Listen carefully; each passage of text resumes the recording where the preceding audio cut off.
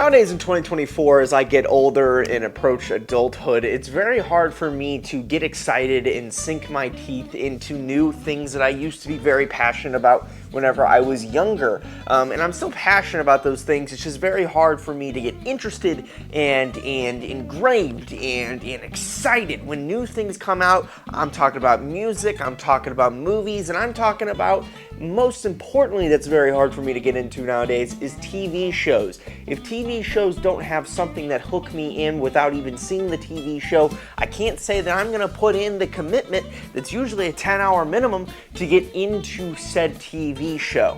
And the last TV show that's currently running right now that I really dive into and watch immediately when it comes out, when I'm excited when it comes out, I think of Cobra Kai, and I think of, right now, The Bear. There's other TV shows, of course, there's other movies that will get me interested, but there's a lot of mediums that come out when it comes to movies and TV shows, and I guess the point I'm trying to come across is it's a lot harder for me to be interested. There's far less things that I'm actually interested coming out that I'm willing to give a try than there actually are things to come out. I love TV shows, I love music, I love movies, but there is such a large amount of output as the world seems to be going into a quantity over quality area that I just don't care anymore.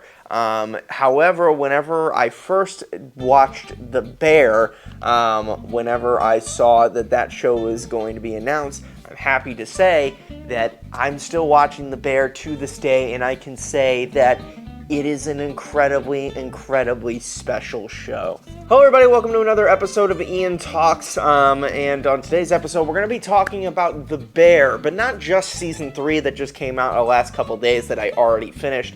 We're going to be talking about the show as a whole. I'm sorry I didn't get an Ian Talks video out recently and a Forever Facelock episode out. It was my birthday yesterday. It was an incredibly special day. I had a lot of fun, so if any of my friends or family are watching this, thank you for making the day as special as it possibly could. Now let's get into The Bear. Whenever The Bear was announced in 2022, I was very excited for the show, not because of the director, Christopher Storer, who I didn't know a lot about, who was the creator of the show. I was very excited because that was coming off of Shameless, and in Shameless there's a lot of really talented actors. There's Cameron, who I can't pronounce his last name at the moment, but he's in the Star Wars stuff.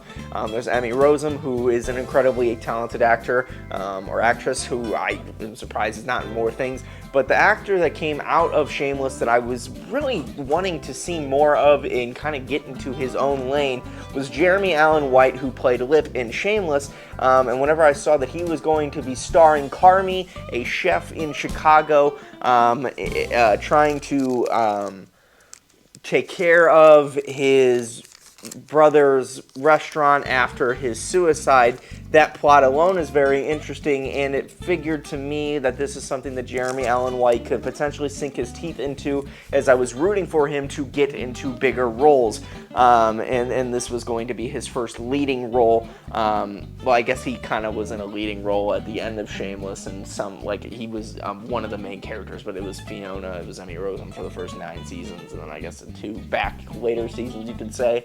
It was kind of his thing, like he was in the forefront, but I mean, it wasn't like his show, you know what I'm saying? The Bear, it was a lot of the marketing seemed to be that this was his thing.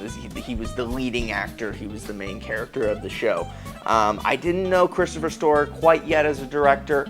I wasn't aware with a lot of the cast members of this show. I just knew that this had an interesting plot that I was very intrigued in, and it had Jeremy Allen White, who I was rooting for as an actor, and thank God I did, because now we're in 2024 and it's starting to seem like he is growing very quickly as an actor, especially with his role in the Iron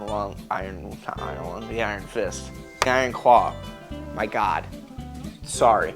Now, whenever The Bear was first announced and it was about to be released, there was we didn't know about the show what we do now. The level of quality that we expect from the show now did not exist back then. This was very much an underdog story to tell. It was an underdog show that needed to be a success right off the bat. It was putting a lot of faith in its actors and its director to come up with something incredible with a very reliable backing for a story. But the point is that this needed to be great or else it wasn't going to be revived, just like a lot of TV shows are today. If you are not great for seasons 1, 2, seasons 3, if you don't bring in the viewers because you're not great, you're going to get canceled. That's just what it is.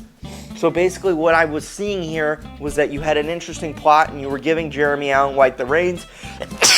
Good God. And you were saying, go make a great TV show. And, fun fact, it was a fucking great TV show.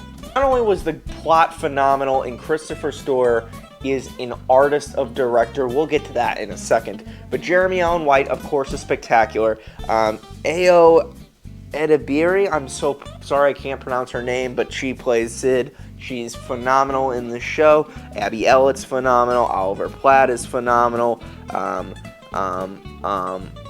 Elboy,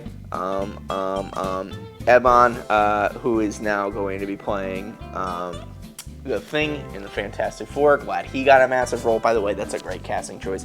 But all the phenomenal, like, really well-known actors that come into season 2 were not in the show quite yet.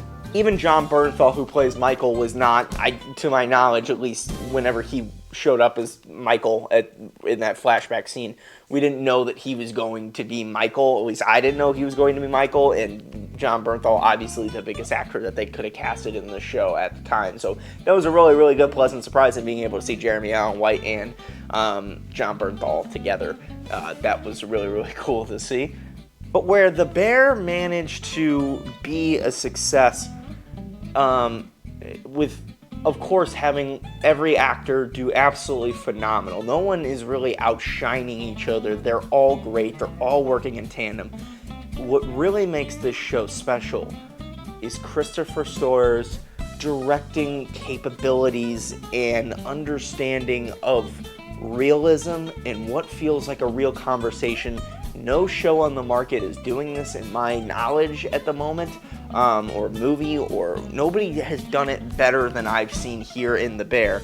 These interactions, these conversations, this dialogue, they all feel like real moments. So when you get the directing of Christopher Storer and you put it with Jeremy Allen White, who is trying to act and depict grief, Christopher Storer does a beautiful job at making it feel real. As somebody who's lost their brother just like Carmy did in this show, his grief is real. It's pinpointed. Those colors around him, it paints the picture. It does it in such a brilliantly phenomenal way. I've never seen it done as quite as it has here in The Bear.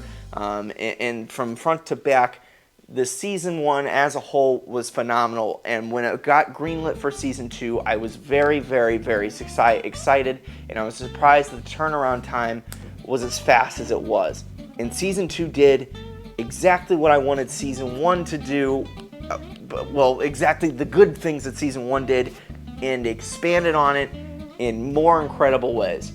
Every actor did a phenomenal job, every actor and actress. I know, all the actors and actresses did a phenomenal, incredible job. Once again, Christopher Storer with a little more budget under his fingernails. It started to kind of seem, I think that was the case. You can kind of see with some of the movements and some of the directing capabilities and some of the color grading and some of the depictions of grief and stress and trauma and bringing the mental state of human out and about and the dialogue out and about. It does it perfectly again. It expands on the cast and brings in more celebrity cast to play the role of Carmy's family. That Thanksgiving episode, or it was either Thanksgiving or Christmas, I think it was Thanksgiving, where it brings in a bunch of famous actors and actresses. Let me see if I can find the list of people it was, because it was a lot. Will Poulter, you have Papa Odenkirk, of course. You had Jamie Lee Curtis as the mother. That's phenomenal. John Mulaney is fantastic. Sarah Paulson, that's pretty great. Olivia Colman. um, um, um, Robert Townsend, Joel McHale, of course, and then John Bernthal coming back in season 2. That Thanksgiving episode was incredible, and it furthers the plot and it showcases Carmy's self-destruction and trauma and guilt and grief and fears, and I thought season 2 did a really great job at moving the plot forward in a really, really great way, and also capitalizing on the directing moments and the dialogue, and just making everything great about season 1, but making it better in season 2.